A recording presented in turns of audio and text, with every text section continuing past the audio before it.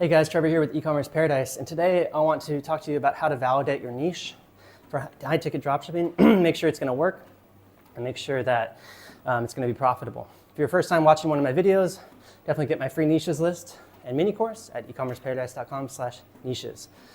All right, so when it comes to niche research and niche validation, what I usually say is, number one, it's got to be profitable. So you got to look at three main things.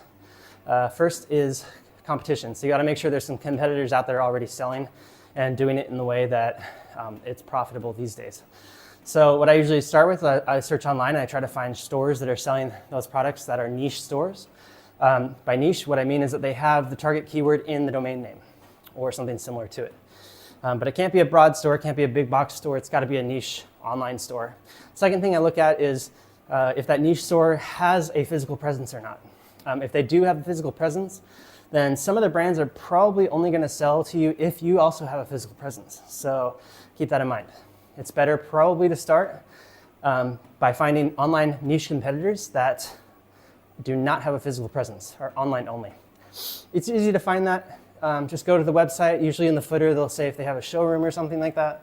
If they don't, go to the About Us page or contact page, find their address, search it on Google, and see if it's like a house or maybe a virtual address or something like that. And if that's the case, then you can extract all of the brands that they're selling on the website, the names of the brands, because those are going to be your potential future suppliers. Okay? And that's the second point I want to get to. Supply. Okay? There's got to be enough supply to make a niche high-ticket dropshipping store profitable enough for a full-time income. And usually full-time income is $5,000 to $10,000 a month, so you're looking hopefully $50,000 to $100,000 in sales per month.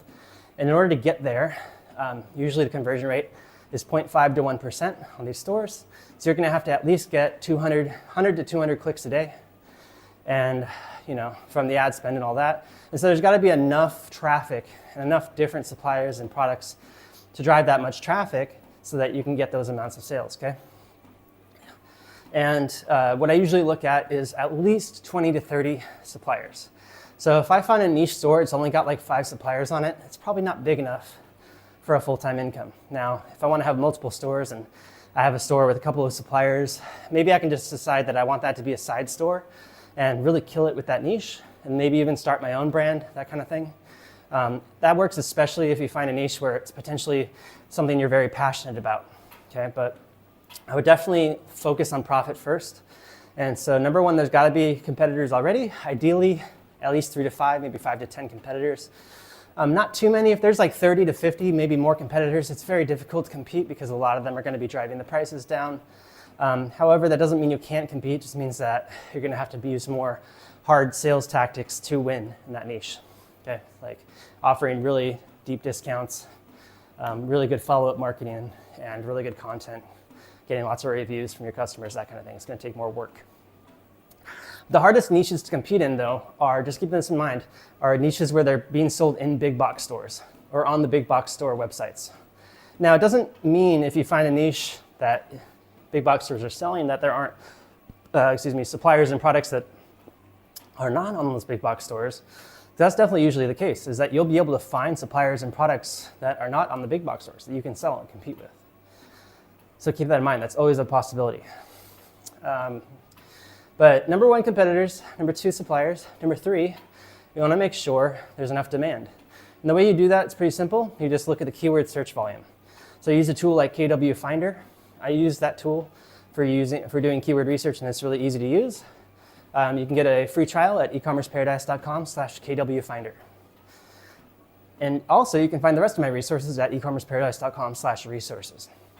But KW Finder is a really cool tool, and it's really easy to use. It'll tell you the monthly search volume of any particular keyword. And the keyword you want to start with is usually the category keyword, specifically the main category.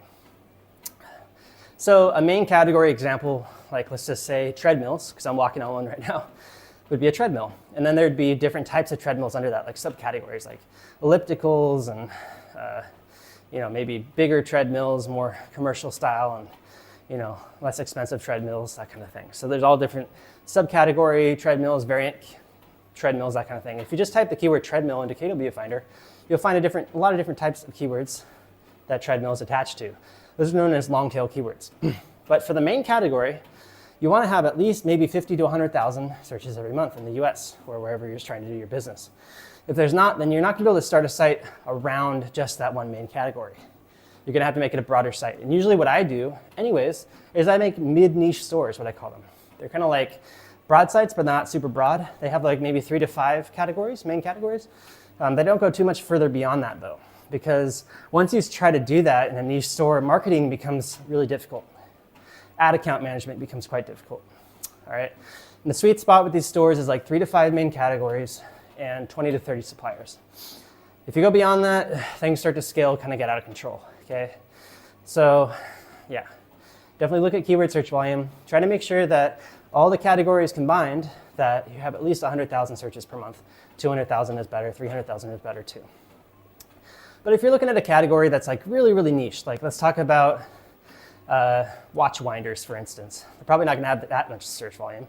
So you've gotta add some other things to that. So what are the things that people that have watch winders might be interested in? Well, these same types of people might be interested in safes. They might be interested in cigar humidors. They might be interested in other things where they have like a luxury lifestyle and it's at home, that kind of stuff. So you can combine multiple categories into one, but they've got to be around the same target customer. That's kind of the main thing. Okay, so you wouldn't put like a hot tub on the same website you're selling a watch winder. It doesn't really make sense, right? So on big, broad stores like Walmart, of course, they can do that, but you're not Walmart, and you don't have Walmart's budget, so you're probably not going to be able to do what Walmart does. So you've got to start niche, but if you go too specific, you might be holding yourself back a little bit. So maybe consider the target customer you're reaching out to. Try to find branding that works in the sense of that, and then build from there. However, if it is your first store, I would just recommend selling one main category because there's going to be plenty of suppliers, subcategories, things to work through, especially if you're doing it all on your own. It's going to take a lot less work and you can really focus a lot more if you just start a main category website as your first one. And then once you've gotten your feet wet, you understand SEO, ad management, email marketing, all this stuff, then you can take the next step and do a mid-niche store and scale a bit more. You know, don't expect too much from a single category site. I would say 20 to 30,000 up to 50,000 a month is pretty good as far as scalability. But for a mid-niche store, you can scale that quite a bit higher, 100, 200, 300,000 a month or more.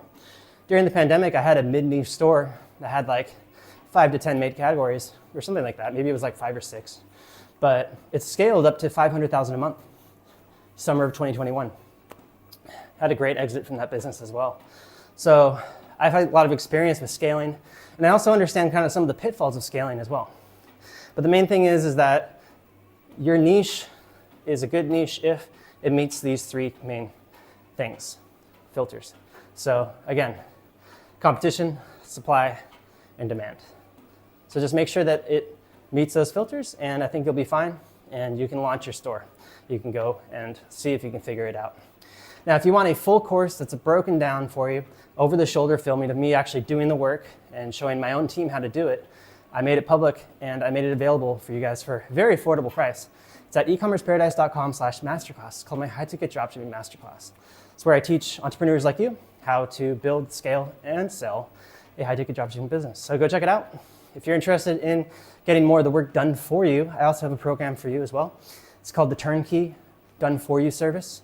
So go check it out at ecommerceparadise.com/turnkey, where my team does all the work for you. We build, we launch your website, and then you just take it over and run it from there.